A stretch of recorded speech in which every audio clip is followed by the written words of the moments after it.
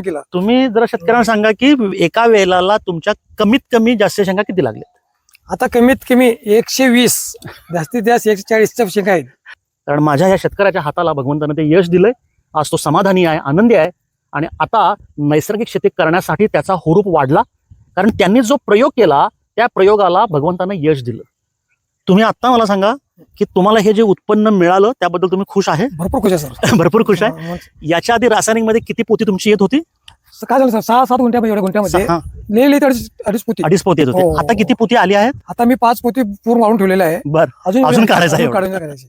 ऐकताय तुम्ही? गुंठ्याला एक पोतं तर 100% सर. 7 गुंठ्यामध्ये 2-2.5 पोती ह्याच्या आधी येत होते. आता 7 गुंठ्यामध्ये 5 पोतीचा माल घरात काढला. मी बघून आलो, खाऊन आलो. अजूनही हा प्लॉट काढायचा आहे. हे अनुभवी शेतकऱ्याला असं वाटतं की अजून 7 पोती म्हणजे सगळे मिळून 7 पोती तरी यायला हरकत नाही. 2.5 पोती येणारं 7 गुंठ्यातलं उत्पन्न डायरेक्ट 7 पोत्यावर गेलं. म्हणजे गुंठ्याला एक पोतं आलंय. किती फरक पडला कळाला तुम्हाला?